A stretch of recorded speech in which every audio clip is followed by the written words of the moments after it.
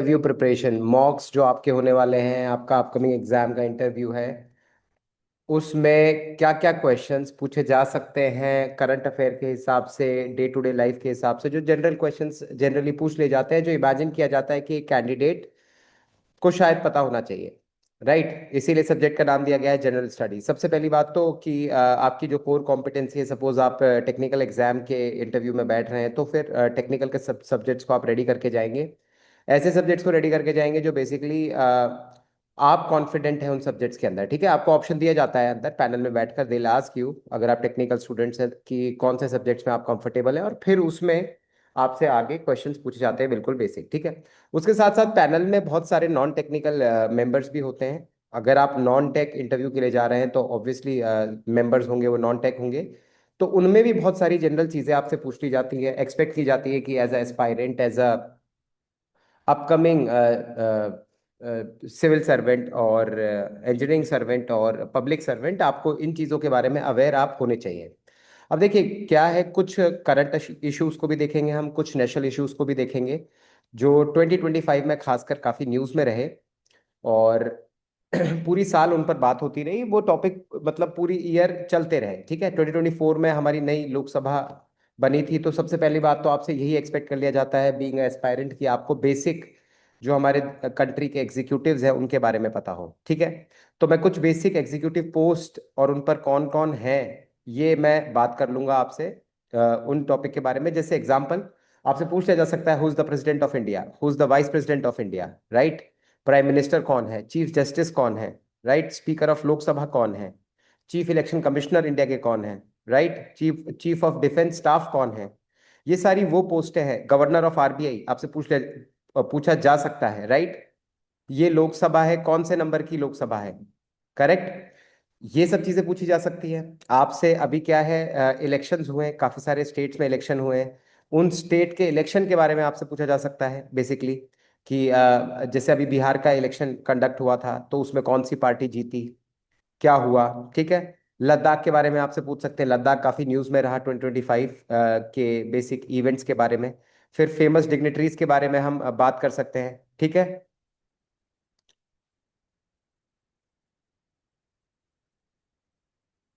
Right. फिर कुछ important जैसे आर्मी से रिलेटेड, डिफेंस से रिलेटेड डिस्कवरीज हुई, उनके बारे में आपसे पूछा जा सकता है बेसिकली। ऑपरेशन सिंदूर हुआ last time, operation Sindoor was in news, right. Important books हुई, उनके बारे में पूछ सकते हैं। अगर आपने गलती से अपने डैफ के अंदर लिख दिया कि sir my hobby is reading, तो डेफिनेटली आप जो लेटेस्ट बुक्स आई हैं उनको जरूर देख कर जाएं, जरूर पढ़ कर जाएं। तो हम मंथ वाइज एनालिसिस एक बार करके देखेंगे 2025 का, कि किस की मंथ वाइज क्या क्या इवेंट्स हुए, जिससे कि एक क्लैरिटी दिमाग में बनी रहेगी कि टेंटेटिव जो इवेंट्स हुए 2025 के वो किस टाइप से। और आप मानकर चलिए कि करंट अफेयर में अगर आपसे पूछा जाएगा तो जो बेसिकली टॉपिक्स न्यूज में रहे हैं या part of basic public conversation रहे हैं, वही टॉपिक आपसे पूछे जाएंगे। ठीक है, ऐसे टॉपिक्स आपसे नहीं पूछे जाएंगे जो बहुत डिटेल में हैं, राइट, जो बहुत डिटेल में है या बहुत वास्ट में जाकर आपसे किया जाता है, राइट। तो जनरली जहां तक मैं अवेयर हूं, आपके तीन पैनलिस्ट रहने वाले हैं। एक रहेंगे आपके बेसिकली टेक्निकल पैनलिस्ट रहेंगे जो आपसे टेक्निकल क्वेश्चंस पूछेंगे। उसके लिए मैं आपको पहले से ही बता रहा हूं, सब लोग अपने अपने टेक्निकल के 2 या 3 सब्जेक्ट बड़े फाइन ट्यून करके चाहिए। सभी सब कुछ पढ़ने की जरूरत नहीं है, क्योंकि आपको ऑप्शन दिया जाएगा। ज्यादातर 90% 95% चांस होता है, आपसे बोला जाता है कि कौन से टेक्निकल सब्जेक्ट्स आपके स्ट्रांग हैं, in which subject you are comfortable. आप उनका नाम लेंगे, फिर वो उस सब पर्टिकुलर सब्जेक्ट से पूछना शुरू करेंगे, राइट। तो टेक्निकल के लिए आप ये हैक यूज कर सकते हैं। एक आपके आएगा जनरल स्टडीज से। जनरल स्टडीज में आपसे बेसिक चीजें पूछी जा सकती हैं। आपसे जो गवर्नमेंट है, एग्जीक्यूटिव पोस्ट है, उनके रिगार्डिंग चीजें पूछी जा सकती हैं, राइट। तो ये सब चीजें मतलब बहुत टफ क्वेश्चन आपसे नहीं पूछे जाएंगे। ऑब्वियसली दे नो कि आप एस्पायरेंट हैं, तो आप जो अंदर की बातें होती हैं वो आप नहीं जानते, लेकिन core of the subject matter क्या रहता है, उस बात पर आपसे चर्चा होगी। 100% आपसे बेसिक क्वेश्चन पूछे जाएंगे, राइट। और एक रहते हैं आपके कमीशन। कमीशन आपके कंडक्ट, आपके डैफ में क्या इंटरेस्टिंग बातें हैं, तो आप सभी बच्चे जिन्होंने भी अपने टेक्निकल एजुकेशन में फाइनल ईयर प्रोजेक्ट किया है, उस प्रोजेक्ट पर थरो होके जाइएगा, ठीक है? क्योंकि आपके प्रोजेक्ट पे भी क्वेश्चन बिल्कुल आएंगे। वो बस ये चेक करना चाहते हैं कि बच्चा अब तक जो कर कर आया है, क्या वो सिंसियरिटी से कर कर आया है, किसी टाइप की माल प्रैक्टिस तो नहीं है, या बच्चे की जो कोर कॉम्पिटेंसी है वो तो ठीक है। क्योंकि वो ये मानते हैं बाय डिफॉल्ट, आप जो थ्योरी पोर्शन है उसमें काफी कॉम्पिटेंट है, तभी आप इंटरव्यू स्टेज तक पहुंचे हैं, राइट? तो उन्हें ये चेक नहीं करना, उन्हें बस ये चेक करना है कि can you handle the situations, क्या आप सिचुएशंस को हैंडल कर सकते हैं। आप कई बार आपसे अगर बहुत सारे डिफिकल्ट क्वेश्चन पूछे जाएं, तो आप समझ लीजिएगा वहां पर टेम्परामेंट चेक हो रहा है, बिल्कुल पैनिक मत कीजिएगा, वो ऑन पर्पस किया जाता है। कई बार बिल्कुल इजी क्वेश्चन, बहुत फ्रेंडली होंगे वो आपसे, ठीक है? तो वो काफी सारे आपसे फ्रेंडली होंगे वो, तो वहां पर आप कैरिड अवे मत हो जाइएगा। Do not lose your decorum. आपको कॉन्स्टेंटली अपने डेकोरम को मेंटेन करना है। आपकी सारी डिटेल्स हैं वो पैनल के पास रहती है already. They know everything about you, right? बस उन्हें इस बात को चेक करना है कि जो लिखा गया है या जो बताया गया है वो बिल्कुल ठीक है या नहीं है। उसमें you have to be honest. अगर कोई क्वेश्चन नहीं आता है, आपको बड़े ही पोलाइट वे से मना कर देना है कि sir I am sorry, I am not aware about it.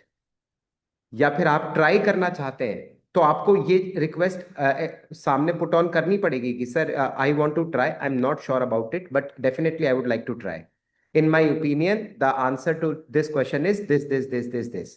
बता दीजिए, ठीक है? जहां पर आप सर्टेन हैं, बिल्कुल आप सर्टेनिटी के साथ कॉन्फिडेंट होकर जवाब दीजिए। अगर वो आपसे कॉन्ट्राडिक्ट करने भी लगे कि no mister this and this, what you are telling is wrong, then accept very politely, okay sir, as per my knowledge I think answer of this question is this, but if you are saying so I'll give a thought about it।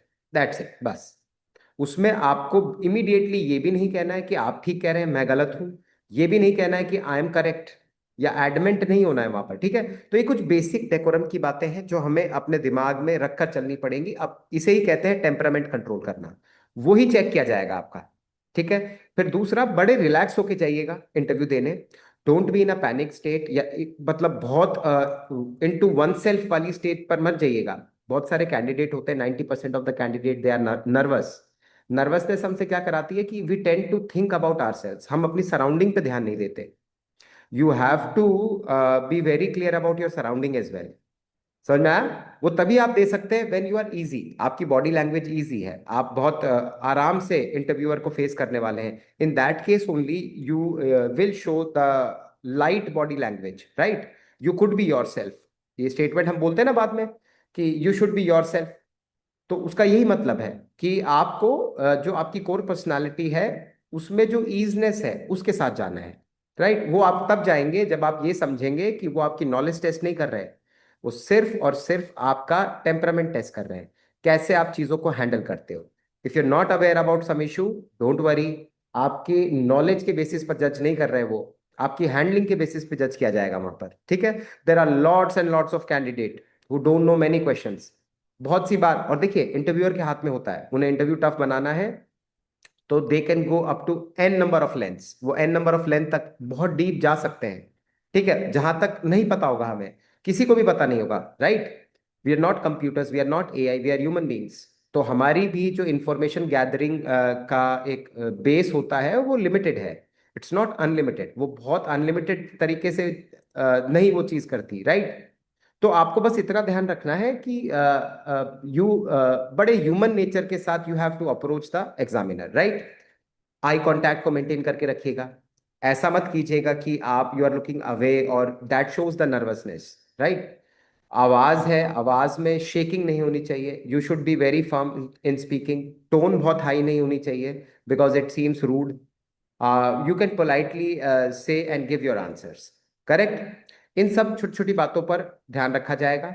हम आते हैं कुछ general issues पर या general questions पर जो deal किया जाता है। जैसे आपसे, since you are a technical student, बहुत ज्यादा डिटेल्ड में जीएस आपसे एक्सपेक्ट नहीं की जाएगी। आपसे ऐसी चीजें एक्सपेक्ट की जाएगी जो as a citizen of India you should know, right? तो हम ऐसी कुछ चीजों को नोट डाउन कर लेते हैं। सबसे पहले तो बेसिक एग्जीक्यूटिव पोस्ट पर जो जो हमारी कंट्री में लोग हैं उनके बारे में थोड़ा सा लिख लेते हैं, correct? If you guys have any doubt, please write it in the comment box. Feel free to ask or feel free to clear your queries. आपकी जो भी क्वेरी है, don't hesitate. If you like the session, ऐसे session हम और आपके interview से पहले एक दो सेशन और करेंगे, जिससे कि थोड़ा आप एक क्लैरिटी के साथ इंटरव्यू को अप्रोच कर सकें। करेक्ट। देखिए, 90% of your work is done. What you have to do is 90% is done. Correct. Now what we have to do is बस उसे ब्रश अप करना है हमें। राइट। Any doubt?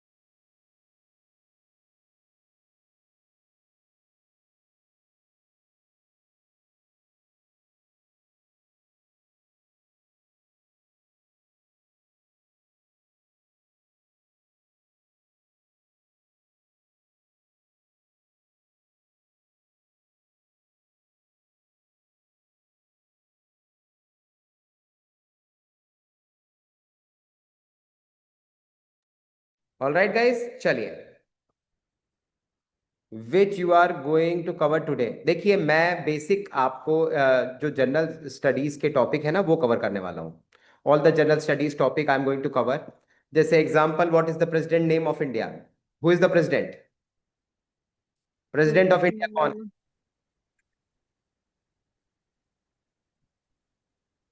हम्म, बताइए। Who is the president Draupadi of India? Murmu. Draupadi. Draupadi Murmu. Exactly. अब खास बात क्या है द्रौपदी मुर्मू जी के लिए? कब बनी थी ये प्रेसिडेंट? ये बनी थी 2022 में, 25 जुलाई 2022 में she became the president. 67 years की एज की है। फर्स्ट ऐसी प्रेसिडेंट है जो आफ्टर इंडिपेंडेंस बॉर्न हुई है। ठीक है, she is the first president to born after independence, first tribal president of India. Right. Yes sir. Draupadi Murmu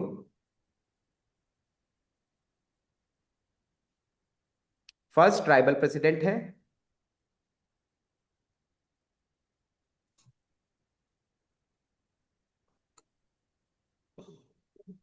first president to born after independent.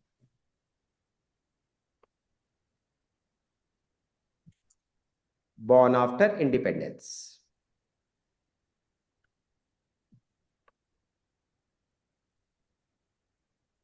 ठीक है।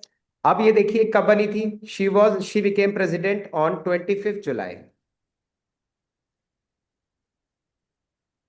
2022। 2022। ठीक है। 22 में ये प्रेसिडेंट ऑफ इंडिया बनी थी। अब देखिए, सीधी सी बात है, प्रेसिडेंट ऑफ इंडिया से रिलेटेड और क्या क्वेश्चन पूछे जा सकते हैं? How president is elected. How president is elected. ठीक है। How president is elected. President is elected by electoral college. Electoral college बनता है।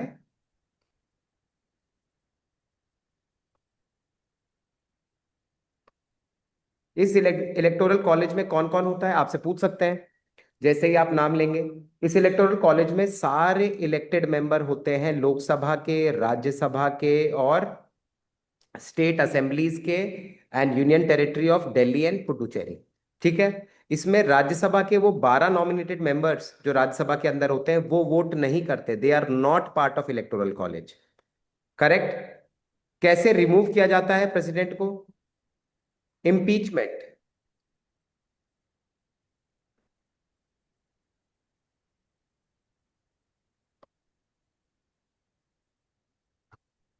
इम्पीचमेंट प्रोसेस से। इम्पीचमेंट में कौन कौन होता है बताइए? बहुत लोकसभा है ना, Rajya Sabha. Very good. All the members of Lok Sabha and Rajya Sabha. पूछ लिया जाएगा आपसे कि क्या वो 12 नॉमिनेटेड मेंबर इम्पीचमेंट में पार्टिसिपेट करते हैं? यस, पार्टिसिपेट करते हैं। ठीक है।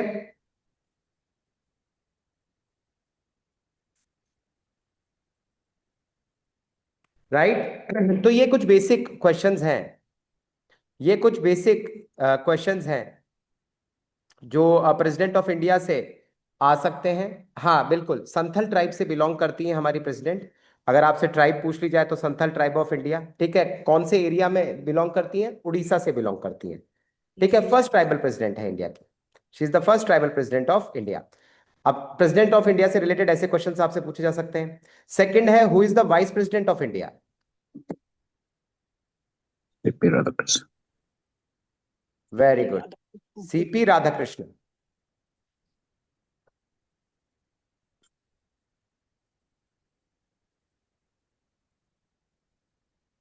सीपी राधाकृष्णन कब बने थे ये वाइस प्रेसिडेंट? 12 सितंबर 2025।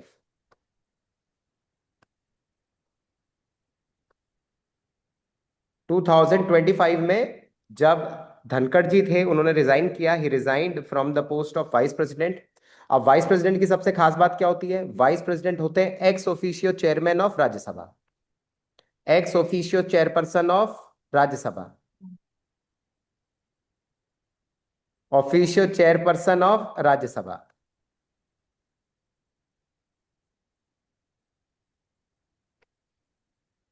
अच्छा, minimum age, yes, very good question. अब ये बताइए मुझे कि एज क्राइटेरिया है प्रेसिडेंट और वाइस प्रेसिडेंट के लिए। मिनिमम एज प्रेसिडेंट और वाइस प्रेसिडेंट के लिए कितनी चाहिए? 35 ईयर्स। करेक्ट। मैक्सिमम एज कितनी है? No limit, sir. Very good, There is no limit. No limit, excellent, no limit. ये तो आप ये चीज रूल बना लीजिए कि हमारे कोई भी एग्जीक्यूटिव पोस्ट के लिए मैक्सिमम एज का कोई क्राइटेरिया नहीं है। मिनिमम एज का क्राइटेरिया है, that is 35। That is 35, right. Prime minister आपको पता है, prime minister Narendra Modi.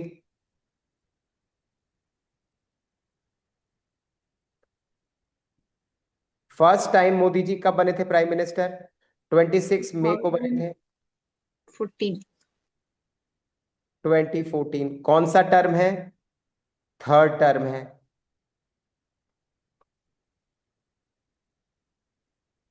Correct, third term है। 75 ईयर्स ऑफ एज के नरेंद्र मोदी जी भी पहले ऐसे प्राइम मिनिस्टर हैं जिनका जन्म, who was born after independence. इससे पहले जितने भी हमारे प्राइम मिनिस्टर्स रहे, they were born before independence.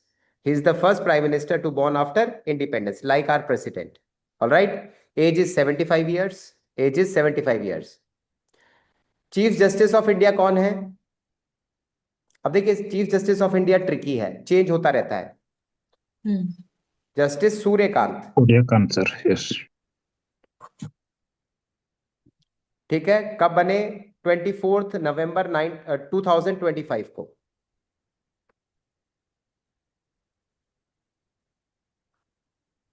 ठीक है, 24 नवंबर 2025 को बने justice Suryakant. He is the अच्छा, मिनिमम एज क्राइटेरिया क्या है सीजीआई के लिए? What is the minimum age to become CJI? No criteria, कोई क्राइटेरिया नहीं है। Maximum age 65. 5 ईयर्स। ठीक है। अच्छा, प्राइम मिनिस्टर आप मिनिमम कौन सी एज में बन सकते हैं? मिनिमम एज कितनी चाहिए? ये अच्छा क्वेश्चन है, बताइए। Not mentioned, 25 but है सर। 25 को consider करते हैं. Member of 25, Lok Sabha. 35, 30 क्या आएगा? 25 इज राइट आंसर। 25 कि लोकसभा। लोकसभा का मेंबर बनने के लिए मिनिमम एज आपको चाहिए 25। जैसे ही आप लोकसभा के मेंबर बनते हैं, वैसे ही आप प्राइम मिनिस्टर भी बन सकते हैं। राज्यसभा का मेंबर बनने के लिए you required 30 years of age minimum, right. और अगर Yes, आपको पंचायती राज या म्युनिसिपैलिटीज का मेंबर बनना है तो कितनी एज क्राइटेरिया है उसमें? 21. 21। How much? 21, sir. 21। 21, sir. Very good, very good, 21 is right answer.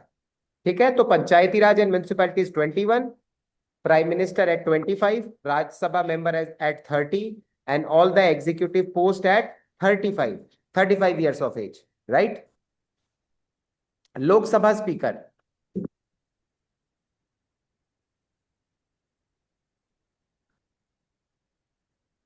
Who is the Lok Sabha speaker? Om Birla. और Om Birla sir. Bill. Om Birla. ठीक है। Yes sir. ऐसा फर्स्ट टाइम ऐसा हो रहा है कि किसी स्पीकर के अगेंस्ट नॉन कॉन्फिडेंस मोशन लेकर आया जा रहा है, एक्चुअली रिमूवल मोशन लेकर आया जा रहा है, राइट। इसीलिए काफी न्यूज में रहे ओम बिरला जी। सबसे पहली बार कब बने थे? फर्स्ट टाइम बने थे 19 जून 2019 को।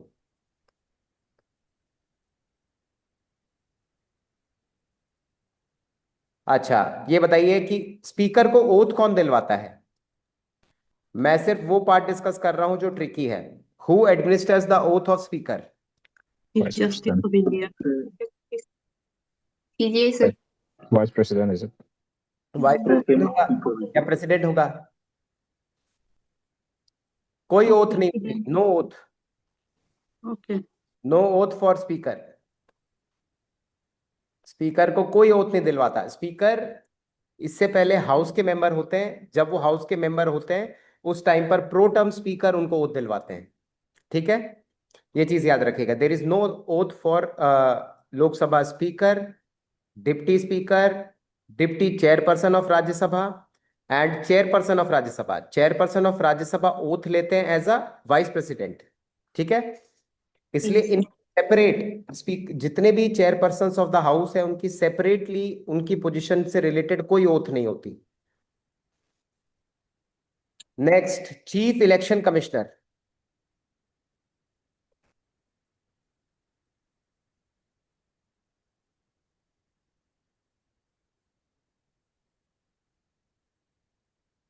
कौन है chief election commissioner? Gyanesh Kumar sir. Very good, Gyanesh Kumar. Gyanesh Kumar, क्यों ज्ञानेश कुमार जी न्यूज में रहे? ये बने हैं 19 फरवरी 2025। देखिए ये पूरा इशू लास्ट ईयर चलता रहा। क्यों रहा? ज्ञानेश कुमार जी को ये पहले ऐसे चीफ इलेक्शन कमिश्नर हैं जो एक वेल डिफाइंड प्रोसेस के थ्रू बनाए गए हैं। इससे पहले, इनसे पहले जितने भी हमारे इलेक्शन कमिश्नर थे, चीफ इलेक्शन कमिश्नर थे, उनको सुप्रीम कोर्ट का पैनल गवर्नमेंट के साथ मिलकर इलेक्ट किया, नॉमिनेट किया करता था। उसमें चीफ जस्टिस भी होते थे, उसमें गवर्नमेंट बॉडी भी होती थी और उसमें ओपोजिशन भी होता था। बट पहली बार क्या किया गवर्नमेंट ने? एक्ट पास किया और एक्ट पास कर कर ये कर दिया कि एक अलग से कमिटी होगी जिसके अंदर प्राइम मिनिस्टर होंगे, एक कैबिनेट मिनिस्टर होंगे और लीडर ऑफ ओपोजिशन होंगे। ये तीनों मिलकर ही चीफ इलेक्शन कमिश्नर को इलेक्ट करेंगे। अब इस पे पूरी कंट्रोवर्सी क्या हुई कि ओपोजिशन ने कहा कि ये तो 3-1 वाला मैच हो गया, जहां पर प्राइम मिनिस्टर और कैबिनेट मिनिस्टर ये दोनों हमेशा अग्री करेंगे किसी भी बात पर। लीडर ऑफ ओपोजिशन के वोट की कोई वैल्यू नहीं हुई। अगर वो ओपोज भी करते हैं then what is the value? वहां पर उस मतलब जिस तरीके से रेशियो डिवाइडेड है, it will always go in the favour of government. And if government will appoint a chief election commissioner, then it will raise the question on independence of election commission. Election commission एक constitutional body है। उस constitutional body को जो banking मिलती है वो constitution से मिलती है। It is suppose to be a independent body which conducts free and fair election in the country.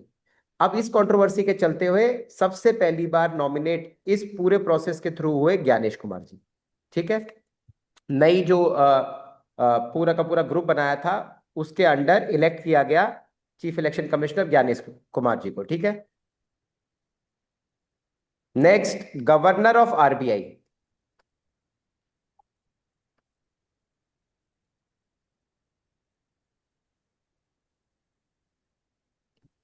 Sanjay Malhotra. Very good, Sanjay Malhotra.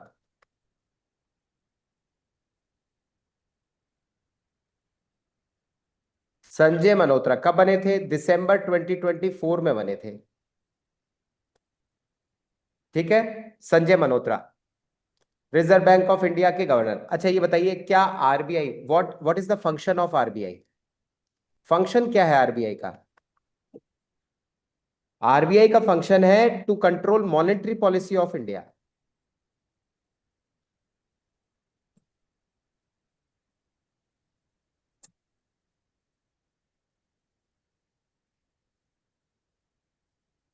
Monetary policy of India, ठीक है। इंडिया की जो पूरी मॉनेटरी पॉलिसी है, including banking, revenue receipt, expenditure receipt, income, ये सारी की सारी चीजें कंट्रोल की जाती है। कौन करता है? आरबीआई। आरबीआई एक स्टैट्यूटरी बॉडी है, कॉन्स्टिट्यूशनल बॉडी नहीं है। RBI was created by RBI act 1934। ठीक है, 1935 में आरबीआई बनता है, 34 एक्ट से आरबीआई बनता है। इसलिए आरबीआई को हम स्टैट्यूटरी बॉडी कहते हैं, because it is made from a act और a law made by parliament, right. अच्छा, करंटली जो लोकसभा चल रही है, कौन सी लोकसभा है? 18th. है, 15th है, 16th है, 17th है? 18. Very good. Current Lok Sabha is 18th Lok Sabha.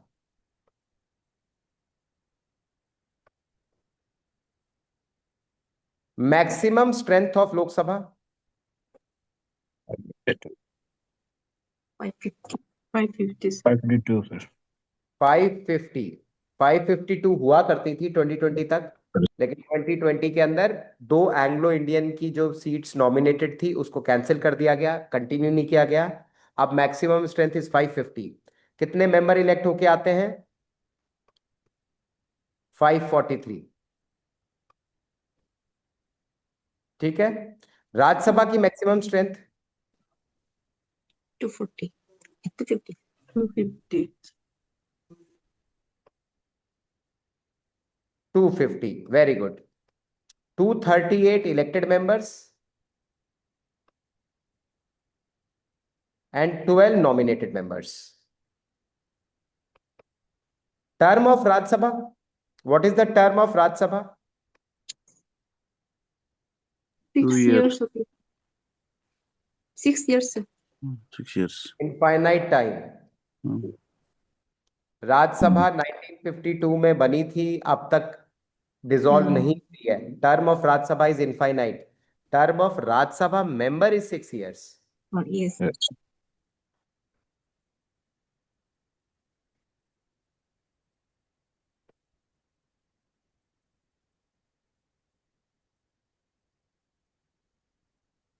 6 years.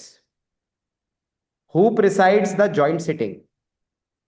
Lok Sabha Speaker, Speaker. Speaker of Lok Sabha, sir. Very good. Joint sitting is presided by Speaker of Lok Sabha.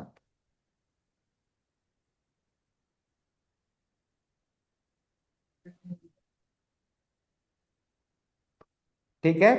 अच्छा, एक चीज और बताइए कि जो लोकसभा, जैसे अभी लोकसभा के स्पीकर हैं, उनके अगेंस्ट नॉन कॉन्फिडेंस मोशन आ रहा है। अब वो जब नॉन कॉन्फिडेंस या रिमूवल मोशन आता है तो स्पीकर उस समय चेयरपर्सन नहीं होते हाउस के। अब स्पीकर हट जाएंगे उस जो रिमूवल मोशन के आते ही। उस समय डिप्टी स्पीकर है नहीं आज के दिन लोकसभा के अंदर, तो फिर हाउस को प्रिसाइड करेगा कौन जब वो मोशन आएगा तब? स्पीकर ही करेगा होगा सर. नहीं, Senior speaker most, senior most, senior most member नहीं, सीनियर मोस्ट मेंबर भी नहीं करेगा। Deputy speaker is not present. Deputy speaker CJI. Post है वो खाली है आज के। CJI. सीजीआई कभी भी हाउस के अंदर नहीं आता। CJI can never come in the house. Vice president sir. Vice president is not allowed in Lok Sabha. Protem speaker sir choose करेंगे। नहीं, प्रोटम स्पीकर तब होता है जब स्पीकर रिजाइन कर दें या हट जाएं, तब प्रोटम स्पीकर आएगा। उससे पहले प्रोटम स्पीकर नहीं आता। एक होता है Lok Sabha panel, panel of chairperson. उस पैनल ऑफ चेयरपर्सन में 10 से ज्यादा मेंबर नहीं रह सकते, ओनली 10 मेंबर्स कैन स्टे। अब उसमें ओपोजिशन के मेंबर भी होते हैं, जो पार्टी रूलिंग पार्टी है उसके मेंबर भी होते हैं।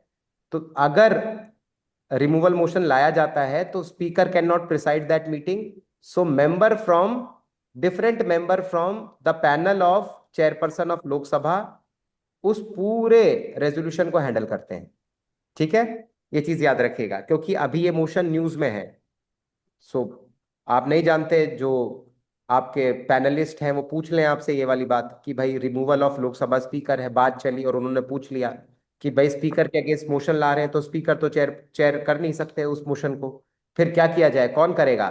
Then answer is panel, panel of Lok Sabha speaker या panel of chairman of Lok Sabha.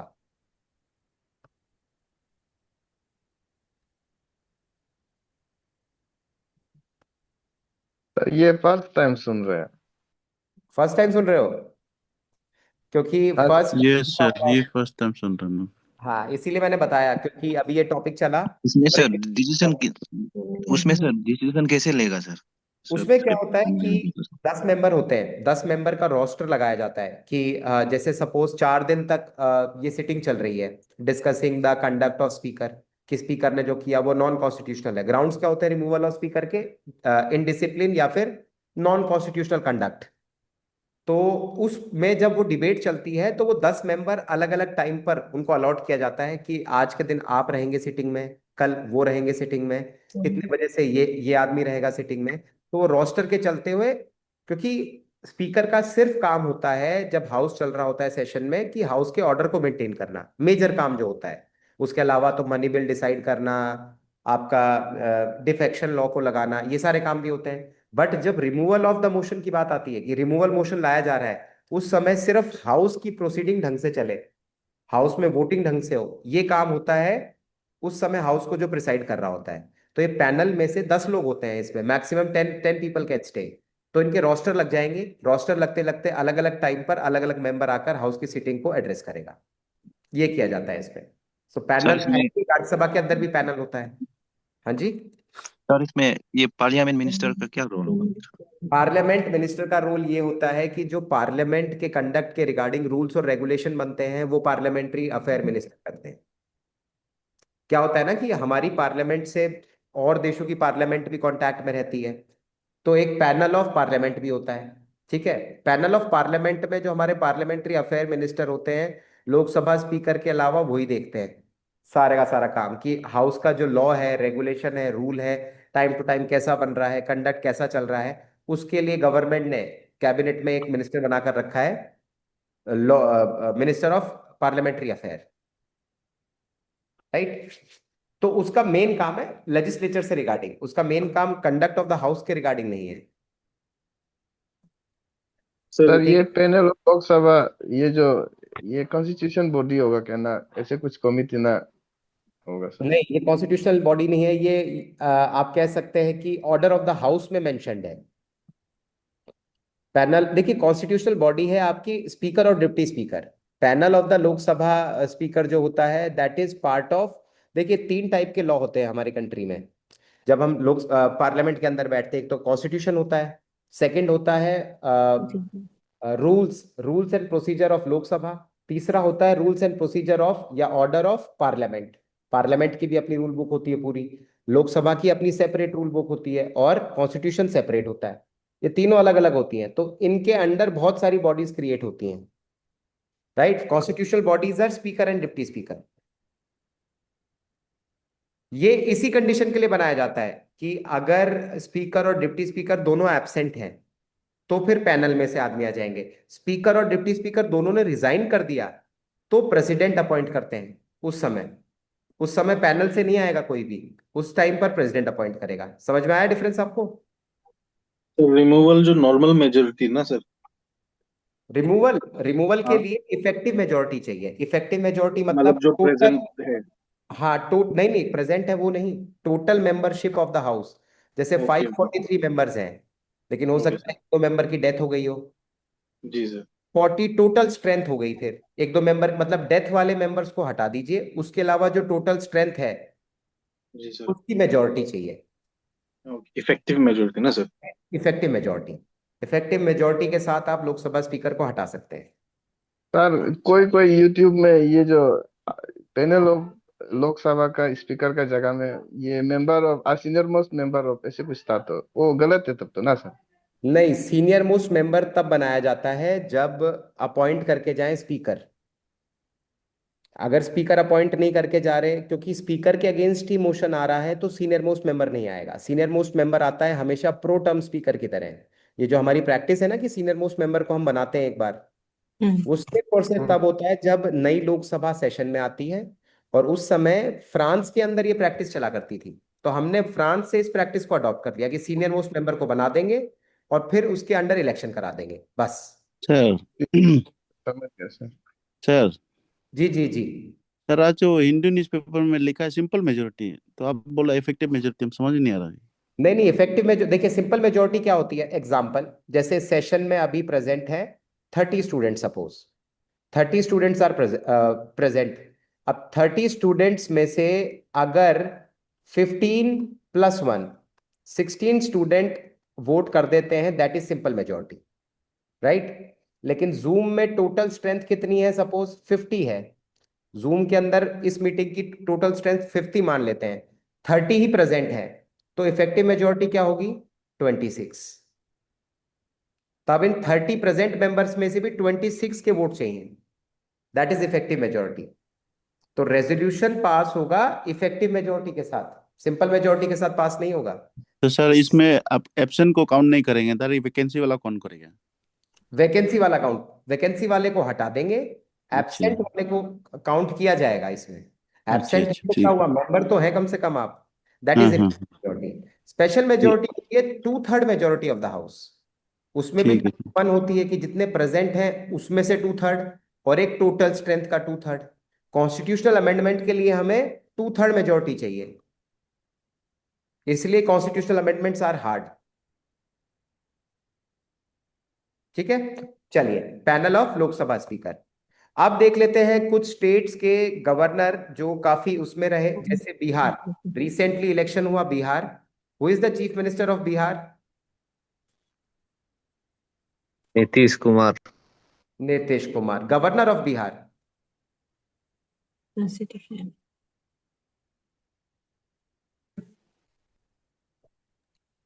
ये बताइए भी जी। इम्पोर्टेंट है क्या सर, गवर्नर ऑफ ये बिहार भी सर? No idea, sir. तो ये नीतीश कुमार का कौन सा टर्म चल रहा है ना सर? गवर्नर ऑफ बिहार लिख लीजिए। नीतीश कुमार का भी पूरी हिस्ट्री बताऊंगा।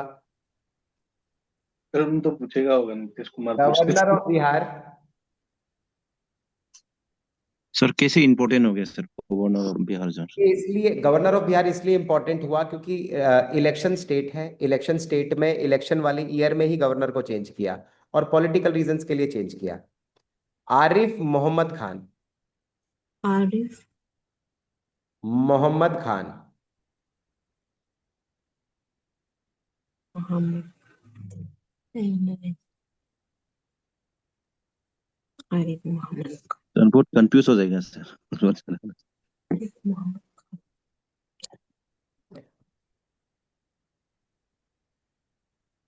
ठीक है। अब सबसे खास बात नीतीश कुमार जी की क्या है, ये लॉन्गेस्ट सर्विंग चीफ मिनिस्टर बन गए हैं। ठीक है, बिहार के लॉन्गेस्ट सर्विंग बन गए। टर्म कौन सा है इनका, 10th टर्म, 10th टाइम ये सीएम बने हैं। 10 times। ठीक है, कौन सी पार्टी से आते हैं, जेडीयू से आते हैं।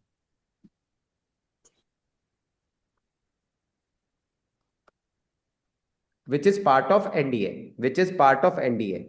ठीक है, पहले ऐसे क्वेश्चन नहीं पूछे जाते थे, लेकिन आजकल जो इंटरव्यू वाले हैं, panelist, they tend to ask these kind of questions.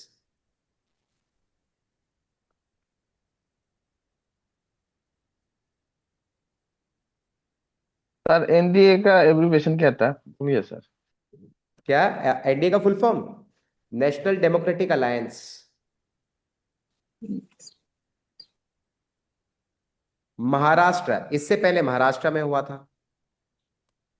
2025 में ही।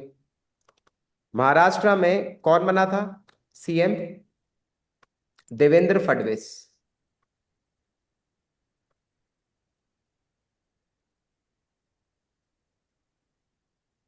देवेंद्र फडणवीस। गवर्नर कौन रहा?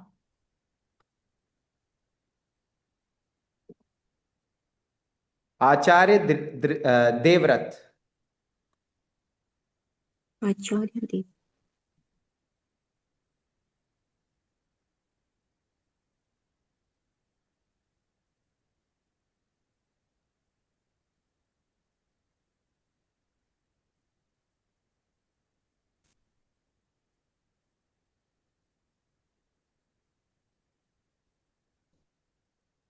CM of Arunachal Pradesh.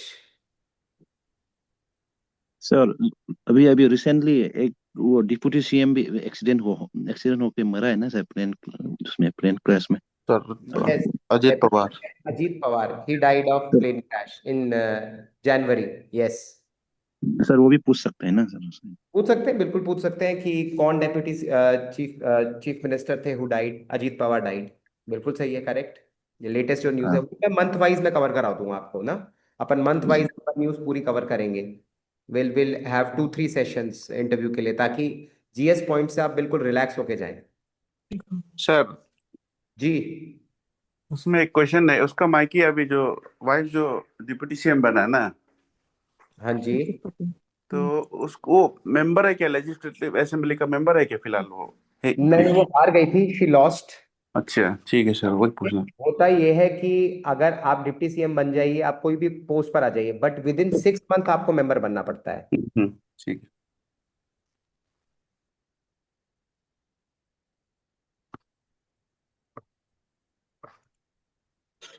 CM कौन है? CM of Khandu ji. Very good, Pema Khandu. Governor K T Patnaik. Patnaik. K T Patnaik, बिल्कुल सही है। सर केटी का भी सर फुल फॉर्म बता दीजिए ना, पूछ भी सकता है ना सर? केवल्या केवल नहीं। केवल त्रिविक्रम त्रिविक्रम, स्पेलिंग त्रिविक्रम पटनायक। पटनायक। सर ये तो सर सी बहुत होगा क्या? खतरनाक है नाम है, कैसे प्रोनाउंस करेगा क्या? केवलिया केवल्या त्रिविक्रम पटनायक। टी विक्रम, ठीक है सर। सर PAT नहीं, नहीं है क्या सर? PAT नहीं है क्या? पटनायक नहीं है पटनायक है सर, आर नहीं है सर। पटनायक, PARNAIK, पटनायक। वो पटनायक बोल देते हैं, मतलब वेन क्या? वी कॉम्पिटेटिव हिंदी प्रोनाउंस करेंगे हम तो पटनायक बोल देंगे और लिख देंगे जी पटनायक। जी। केटी पटनायक, केवल त्रिविक्रम। सर पेमा खांडू सर कितना नंबर का है सर? कितना नंबर CM है? 11 है क्या ना सर, ना 12 नंबर, ना 10 तक है?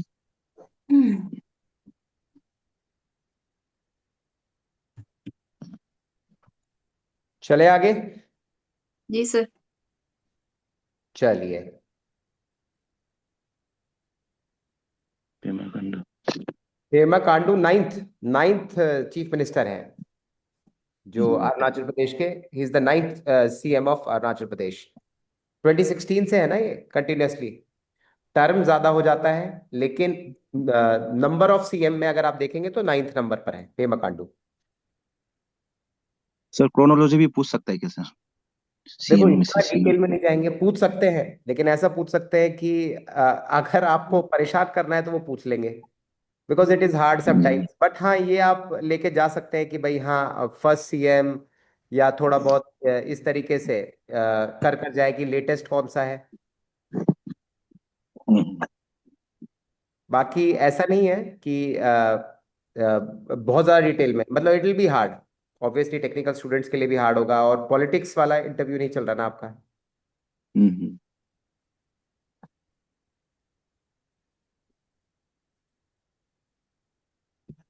चलिए, आप थोड़ा इश्यूज डिस्कस कर लेते हैं अपन, कि जनवरी यस सर। में क्या क्या ऐसे इश्यूज हुए जो बेसिकली न्यूज में रहे, राइट। फिर सेपरेटली अपन एक एक पॉइंट को डिस्कस कर लेंगे, जैसे कुछ कुछ खास रहा। जैसे जनवरी में हम 2025 में एंटर करते हैं, तो एक न्यूज आई थी कि HAL का हेलीकॉप्टर था Dhruv, it crashed. Indian coast guard का हेलीकॉप्टर था, it crashed in Porbandar Gujarat. 3 members का की डेथ हो गई थी, ठीक है। पॉइंट ये है इस न्यूज का कि HAL का कौन सा हेलीकॉप्टर था? ध्रुव हेलीकॉप्टर था। तो जनवरी से लिख लेते हैं कुछ इंपॉर्टेंट इवेंट जो न्यूज में रही।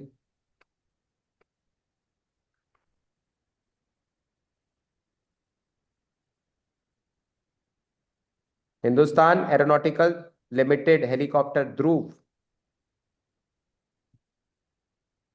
Crash in Gujarat. गुजरात के अंदर क्रैश हो जाता है, पोरबंदर एरिया में। पोरबंदर एरिया में, ठीक है।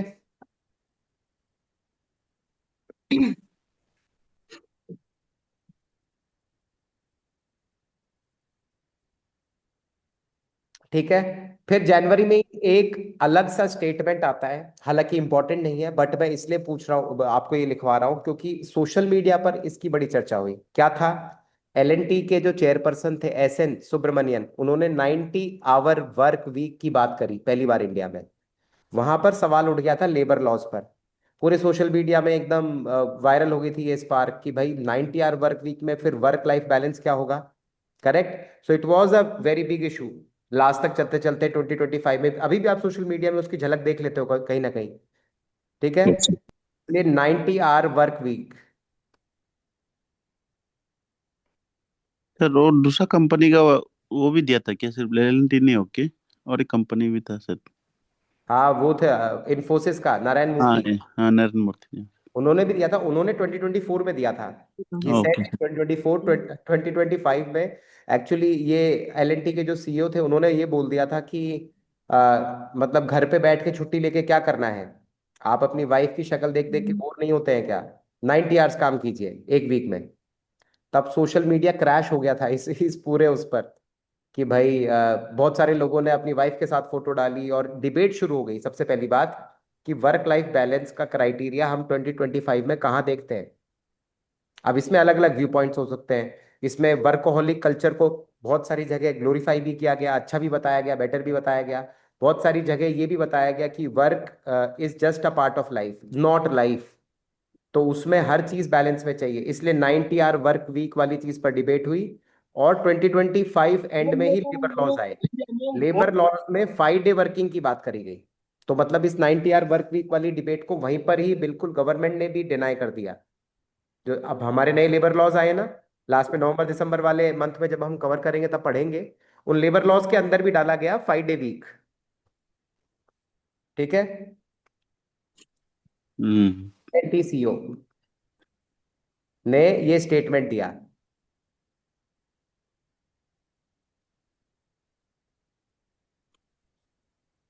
जम्मू एंड कश्मीर में एक नई टनल उसका इनॉग्रेशन किया गया, सोनमार्ग टनल। ठीक है। नरेंद्र मोदी जी, सोनमार्ग टनल।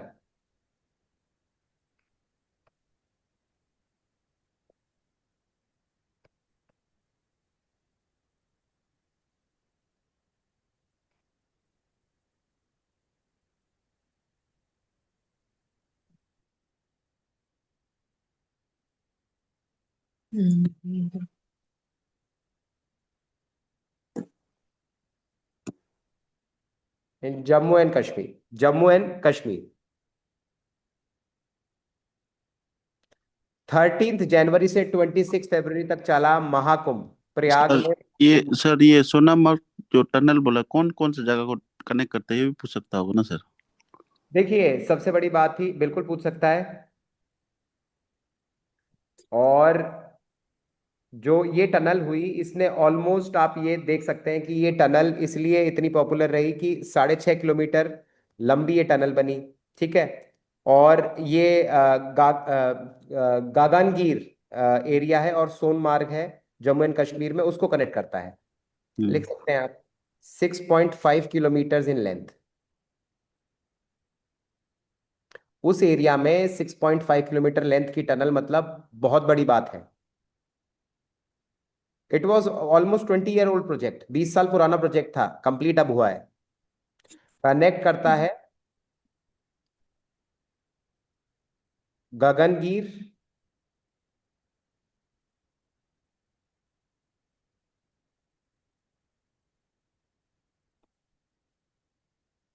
एंड सोनमार्ग।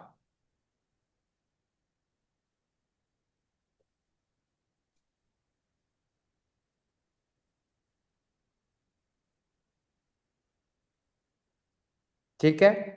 कितना ऊंचा है अगर आप हाइट की बात करें तो 8,500 फीट से भी ऊंचा है। एग्जैक्टली तो I can't remember what is the height, but 8,500 feet से ऊपर है। 86 समथिंग है। तो it is a very big thing उतनी हाइट पे टनल बनाना। ओरिजिनल लेंथ इसकी वैसे 12 किलोमीटर है, लेकिन 6.5 किलोमीटर की मेन टनल है। ठीक है। फिर जनवरी में 13 जनवरी से 26 फरवरी तक चलता है महाकुंभ प्रयागराज में।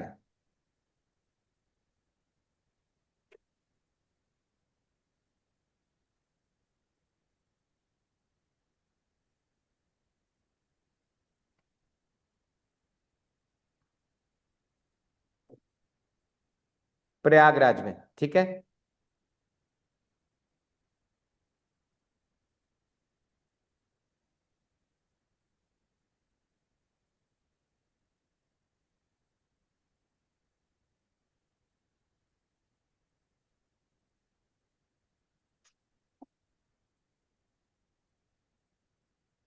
फिर जनवरी में तमिलनाडु के जो सीएम हैं, Tamil Nadu CM M K Stalin,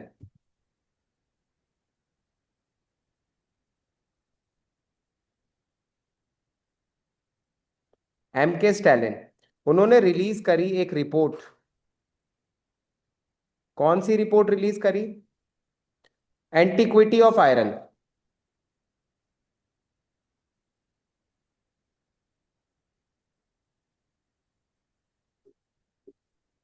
antiquity of iron, जिसमें यह बताया गया कि आज के दिन रेडियो कार्बन डेटिंग के थ्रू पता लगाया है कि आयरन एज जो है वो स्टार्ट हुई थी तमिलनाडु में।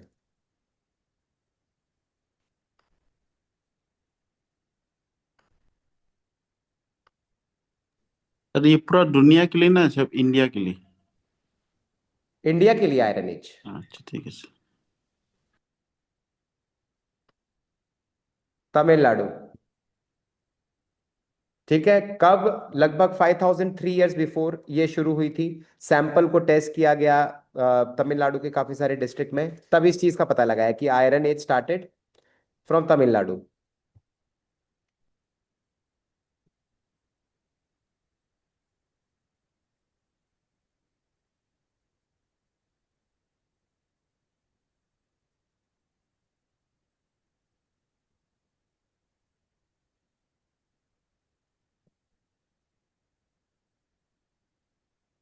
फिर फेब्रुवरी स्टार्ट हो जाता है।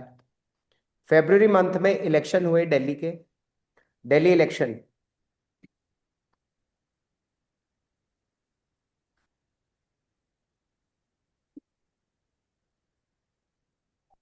दिल्ली असेंबली इलेक्शन में बीजेपी वॉन। लास्ट 15 ईयर्स से BJP was trying, but BJP wasn't able to crack the Delhi, but BJP won with 2/3 majority.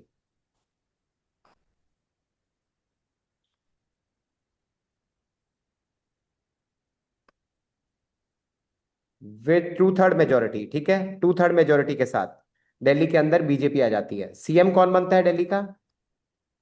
Rekha Gupta.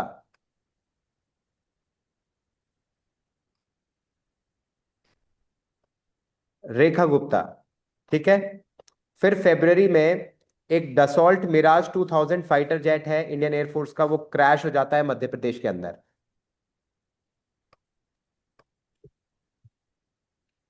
मेरा Mirage 2000 fighter jet crashed. Sir ये मिराज जो रशियन है ना, फ्रांस है सर? Crashed Russian Miraj. दसों मेरा शुक्र। ठीक है, क्रैश हो गया था, ठीक है। नहीं, दसो मिराज है ना, Dassault is from France, sorry. Dassault Mirage is from France. Dassault aviation is from, Dassault aviation से ही हमने रफेल लिया है। डसो एविएशन ने ही मिराज बनाया है, करेक्ट कर लीजिएगा, इट इज फ्रॉम फ्रांस, ठीक है। अब लेकिन ये मिराज जो एयरक्राफ्ट थे, इनकी सबसे बड़ी डिसएडवांटेज क्या थी कि 1958 के बने हुए एयरक्राफ्ट हैं ये। 1958 के बने हुए एयरक्राफ्ट। सो पर्टिकुलरली अगर हम बात करते हैं तो इतने पुराने एयरक्राफ्ट हैं ये कि आप इनको न्यू टेक्नोलॉजी से पर बेस्ड, मतलब अपने आप को अपग्रेड करना पड़ेगा, अदरवाइज मतलब ये क्रैश वाली जो प्रॉब्लम्स है उनका मेन रीजन यही है कि अपग्रेडेड वर्जन हमने नहीं देखा। इसीलिए डिमांड उठ रही है कि फ्रांस से टेक्नोलॉजी ट्रांसफर की बात की जा रही है कि आप खुद नहीं कर पा रहे तो टेक्नोलॉजी ट्रांसफर कर दीजिए यहाँ पर, ठीक है। Dassault aviation is from France. Fighter jet crash in Madhya प्रदेश।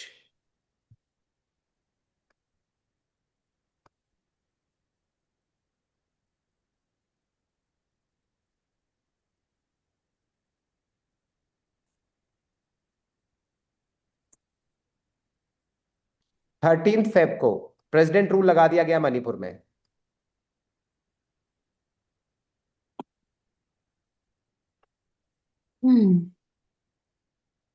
कौन सा आर्टिकल है प्रेसिडेंट रूल? 356 356। 356, very good. किन दो कम्युनिटीज के बीच में लड़ाई हो रही है मणिपुर में? Kuki and Meitei. Very good. Kuki and Meitei दोनों कम्युनिटीज के बीच में आप ये मान लीजिए कि प्रॉब्लम अराइज्ड और वो इतनी बढ़ गई कि फाइनली 30 फेब को लगाना पड़ा। उससे पहले 1 साल तक मणिपुर वॉज बर्निंग, बहुत वर्स्ट सिचुएशन थी। तो इसके बाद आर्टिकल 356 को पुल आउट किया गया, प्रेसिडेंट रूल, जिसमें स्टेट गवर्नमेंट सस्पेंड हो जाती है। क्या किस रीजन से लगाया जाता है president rule? When constitutional machinery of state fails, जब कॉन्स्टिट्यूशन मशीनरी स्टेट की फेल हो जाती है उस कंडीशन में लगाया जाता है प्रेसिडेंट रूल अंडर आर्टिकल 356। ठीक है? Yes, sir. Sir, what's the current state of the state? सीएम बन गया क्या केमचंद? क्या बोल रहे हैं? Current state of Manipur right now सियासा मणिपुर में देखिए, मणिपुर में आज के दिन तो प्रेसिडेंट रूल हटा दिया गया है बिल्कुल। युमान खेमचंद सिंह को सीएम बना दिया गया है वापस से, लेकिन again the situation is not improving. Criticism उसी बात पर हो रही है कि Sir, क्या अभी, हटाना भी sir, चाहिए था प्रेसिडेंट रूल को। sir, सीएम कैसा बना प्रोसेस, आपको पता है तो बता दीजिए। क्या कह रहे हैं? सर, कैसे इलेक्शन कंडक्ट करके बना सीएम? सीएम देखिए, सीएम जो पार्टी है ना अभी, वो अपने सीएम को बदल सकती है। उसमें इलेक्शन कंडक्शन की जरूरत नहीं है। इलेक्शन कंडक्शन की जरूरत तब होती है जब सरकार गिर जाए, जब आपके पास मेजोरिटी नहीं हो। देखिए क्या होता है ना कि अगर आपके पास स्टेट में मेजोरिटी है तो गवर्नर मेजोरिटी लीडर को बुलाते हैं और बना देते हैं। तो गवर्नमेंट के ऊपर होता है कि वो अपने मेजोरिटी लीडर का नाम बदल दे, नया बन जाएगा। उस केस में इलेक्शन नहीं होता। इलेक्शन सर होता है कि अगर गवर्नमेंट ही फॉल आउट हो जाए या टर्म कंप्लीट हो जाए गवर्नमेंट का, या नॉन कॉन्फिडेंस मोशन आ जाए हाउस के अंदर, उस समय गवर्नमेंट क्रैश कर जाएगी। तो सर इसका मतलब आर्टिकल 356 अगर लगता है तो गवर्नमेंट गिरता नहीं है, बस सस्पेंड होता है ना? सस्पेंड हो जाता है। फेडरल स्ट्रक्चर है जो कंट्री का हमारा, स्टेट गवर्नमेंट और सेंट्रल गवर्नमेंट दोनों जहां साइमल्टेनियसली काम करती हैं, वो कोलैप्स कर जाता है। वो हटकर यूनिटरी सिस्टम पे चले जाते हैं हम, कि स्टेट गवर्नमेंट के हाथ में ही अब सारी पावर है। बस ऐसा नहीं सर है कि government करती है गवर्नमेंट। जुडिशरी बोला ना ब्यूरोक्रेसी बोला सर? हाँ जी, जुडिशरी बोला ना ब्यूरोक्रेसी बोला सर, सुनाई नहीं देते। फेडरल स्ट्रक्चर बोला मैंने, जुडिशरी भी नहीं बोला, ब्यूरोक्रेसी भी नहीं बोला। मैंने कहा कि यूनिटरी स्ट्रक्चर में कन्वर्ट हो जाता है फेडरल स्ट्रक्चर। ठीक है सर। ठीक है? सर ये इसका डिफरेंस क्या है सर? आर्टिकल 356 को पता है सर, 365 का क्या है सर रेफरेंस इन रिगार्ड्स? देखिए आर्टिकल 356 में तो प्रेसिडेंट रूल है जो सिर्फ एक पर्टिकुलर एरिया पे लगाया जाएगा। ठीक है? और बेसिकली इस केस में आप ये मान सकते हैं कि एरिया में वायलेंस हो गई, या फिर जो कॉन्स्टिट्यूशन है एक स्ट्रक्चर से चलता है, प्रोसेस से चलता है, वो नहीं चल पा रहा, उस केस में लगता है आपका प्रेसिडेंट रूल। ठीक है? आर्टिकल 365 क्या कहता है? जब कोई भी स्टेट फेल हो जाता है यूनियन की एग्जीक्यूटिव पावर को अप्लाई करने में, या यूनियन ने जो डायरेक्शंस दिए उसको नहीं मान रहा स्टेट और इसमें लड़ाई हो गई, उस केस में आर्टिकल 365 को पुल आउट किया जाता है। ठीक है?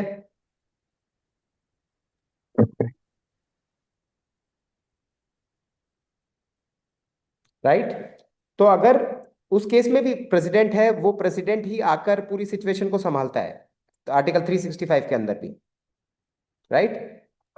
चलिए, तो ये मेजर इश्यूज थे फरवरी में।